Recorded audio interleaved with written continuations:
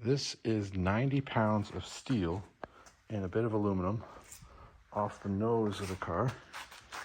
It's a nose heavy car to start with, so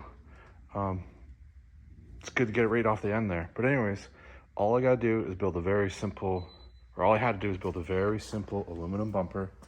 Just have it, you know, I guess follow the lines. And this is what I came up with. It's got ram air feeding into this intake, and lo and behold, that's a Dodge Viper air filter in there, so that should be good for a flow. Here it is on there. Fit and finish could be better, but it's pretty low, and I got to put the hood on before I attract too much attention and then start looking at other things about the car. Hey Paul, give her some gas.